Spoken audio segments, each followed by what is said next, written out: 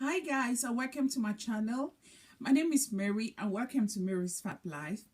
I am here to talk about weight loss surgery. Yep.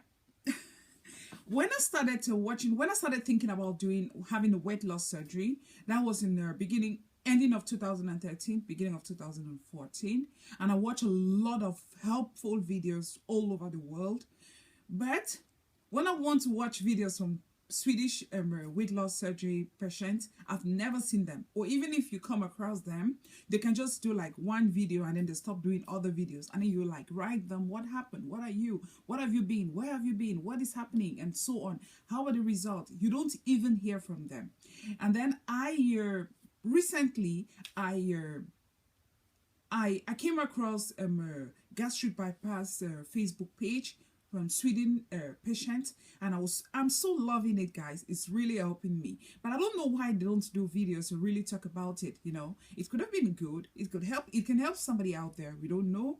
But I came across very little videos in YouTube patient, and I decided to make my video, and I'm gonna make this like stand up. I could have loved to do this video in Sweden, but I think it's good I do it in English so you guys can really understand the difference having weight loss surgery in Sweden and the difference having weight loss surgery in other countries.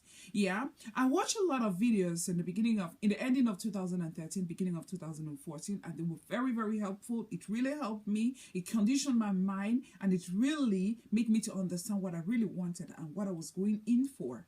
I've been praying so much about having a weight loss surgery. That's something I've never thought about, but I'm doing it and I'm so happy doing it. I don't care about people criticizing me. I don't care about people saying all sort of nasty things about it. I had kids and that's why I gained weight. And even if I gained weight through eating food or doing whatever, it's me, it's my body. And if I want to change it, it's still up to me to change it and nobody's opinion. Yeah, guys, I'm so happy. I have wonderful, nice, sweet people supporting me with word of encouragement, just like saying, oh, you have to do this. It's good for you. If you've prayed about this and you think it's good for you, then you go for it. You go for it and not go for the crowd.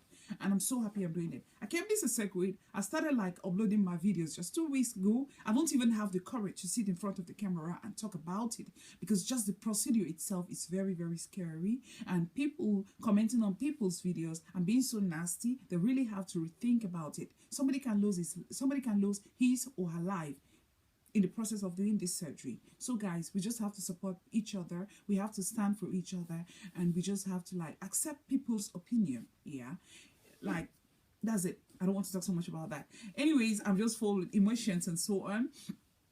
Yeah, I will do this video because you guys have helped me so much. People that have had the surgery, you guys have helped me so much. I'm going to start my journey very soon, and all the videos I've watched, they're going to be very, very helpful to me. And I'm going to try to do what they're doing in order to be healthy and in order to be strong and in order to have my healthy life back. Yeah, today I'll be talking about, I'll be comparing having weight loss surgery in Sweden and having weight loss surgery in other countries. Yeah, like in Sweden, like when I watch videos on people in US, the UK and whatever, I'm not so sure, but the majority of the videos I watch, I always hear them talking about my insurance company has to approve my this, my that, my dad. I have to call a consultant or somebody to consult or whatever. It's not like that in Sweden. You decide to do it alone, or the hospital can tell you to do it if you want to get something, or you can you decide yourself if you want to have the surgery. And when having the surgery, you either can have the surgery privately or you can have the surgery through the government, and we call it landsting. Yeah, and when I applied in the ending of 2013, 2014, I applied through the government and I was rejected because my BMI was low. And yeah, then I called the private clinics. When I called the private clinics, I told them about my weight loss. They asked me about my weight. I told them. Then they asked about they calculated themselves, and then they told me, yeah, my BMI was high and I can get it. I was a very good candidate for that. And then they asked me if I've tried the government.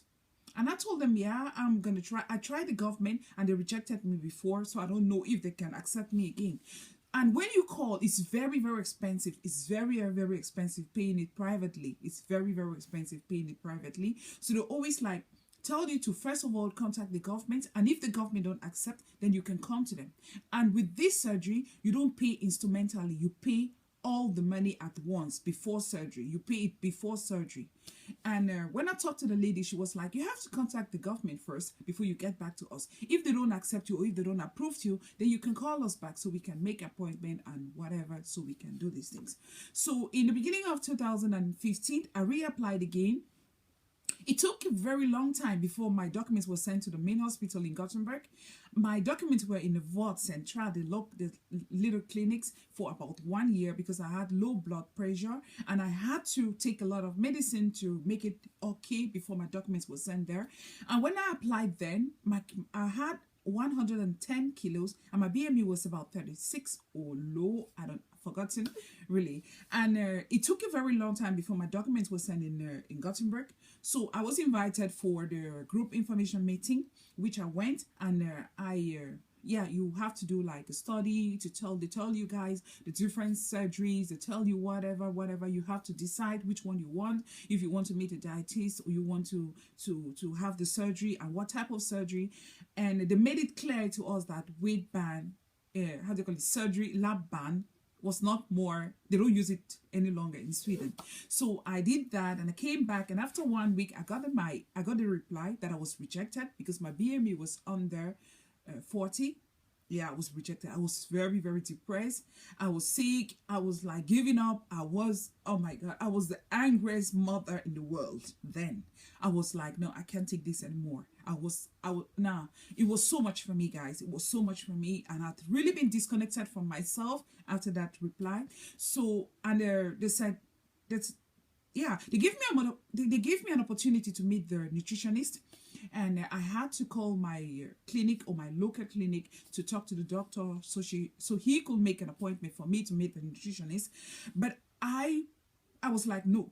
Before going even to the information meeting, I weighed myself at home and I saw my BMI was over 40.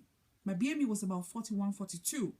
So when I went and I got the letter home, and I was like, yeah, but that was then. That was then. And when you go in there, they're like, they use the document you applied with. So they don't use the present document or the recent weight you have. So I being so angry, being so irritated, being so frustrated, being whatever, I started contacting private clinics. Here and there in Sweden. I called a lot of them and they told me you can't like divide the bill, you must pay everything at once. Then I started contacting other hospitals out of the country, and somebody advised me not to do it because if I have complications, it's going to be very, very difficult for them to help me here in Sweden. So I decided to meet the doctors so we could book the time for me to meet the nutritionist. So when I went there, I told him, really, I don't really want to meet the nutritionist. I want to have the surgery. And he advised me because he said it was very, very close to the day I was rejected. And I have to prove to them that I met the nutritionist for them to really accept me or for them to really take me serious. The one thing that made me so angry when I was talking to the doctor, after talking to the doctor, I had to like weigh myself so they could know my BMI and so on. So I met this student nurse. She was like, I weighed myself, everything was okay. I knew I was 118 kilos. So when I came out, she told me my BMI was 26. I was like, are you serious? Are you serious? I've done that education too. I know how to calculate people's BMI. You cannot tell me my BMI is 26? 26. I should be wearing about 56 kilos then. I was so angry. I went home and I talked to my baby daddy, and he was like, yeah, but you have to call them because they can put it in your system that your BMI is 26, which your BMI is not 26. So I called the local clinic and I told them, I went there, I've been there before, and I talked to this student nurse and she told me my BMI was 36 and I'm 118 kilos. And she was like, no, your BMI cannot be 26. Then she calculated and realized my BMI was 42, something. Point something. So I was very, very happy she corrected that, and yeah, my documents were sent to Gothenburg. So I got a letter home that I had to do another test because I had a very low blood pressure. So I called them In the beginning, I was a little bit confused. I was not like really thinking. So I called them asking them why I had to do another test and so on. So they told me my BME was low and I had to do another test before meeting the nutritionist. So I really opened up and told the lady I really didn't want to meet the nutritionist. I really wanted to pursue their surgery and so on. Anyways, I've said this in my other videos and so on. I was approved because my BME was over 40. I'm going to get my surgery free of charge. I'm just going to pay about 300 Swedish crowns. I'm going to put to the screen for you guys to see. I'm going to pay just about 300 Swedish crowns for my consultation. I didn't go to any insurance company. I know my insurance covers me, but I didn't meet them. The government is going to take care of that. And a lot of people have it like that in Sweden. When you live in Sweden, you can have, there are a lot of things you can have like without disturbing yourself or without like being stressed up if you are a good candidate for it. Another one too, guys, a lot of people are asking me like, a lot of people are being like, you're not fat, you don't need this surgery, I don't really think you have a problem. People don't see it. I am 168 centimeters long. I weigh 118. At times when I tell people I weigh 118, they're like, yeah, I weigh 118 and my BME is 42 point something when I started then. When I started then, my BME was 42 point something. I didn't cheat. The doctors did. I did all the tests. I did all the tests needed. I did all the tests like other people and I was approved because I was a good candidate for that. And that's just it. I didn't like put something on me so they could see it that way. But guys, that was just it. And I think you guys understand it, like having surgery in Sweden, because I hear a lot of people having stress up, hard times. Oh my God, my insurance company is going to say no, this, that, and so on. It's really not like that in Sweden. The hospital says no to you.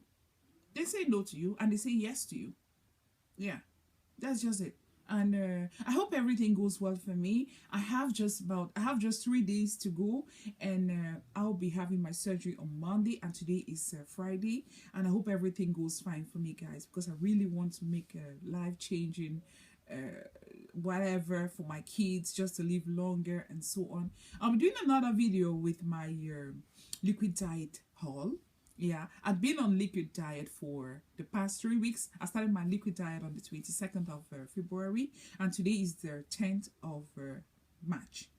And I hope everything goes fine for me. That was just all I had to say about having surgery in Sweden, having weight loss surgery in Sweden, and having weight loss surgery in other countries. And yeah, and as well as you can have government help too if you have a lot of low skin. You must have like I heard you have in the stomach, you must have about 18 centimeters or something like that before you can have it free of charge. I don't really know so much about it because I think I have to do my boobs. The stomach, I'm not so in for that. I'm not thinking about it very well, but I think I have to do my boobs because I think they'll be very, very shaky. I think so. So I would see if I can have help too from the government. And if I have it, I'll tell you guys everything. I'm just going to document and tell you guys everything. I hope this video makes sense. And I hope you guys enjoyed watching it. So guys, stay tuned for my next video coming up very, very soon. Bye and have a wonderful weekend.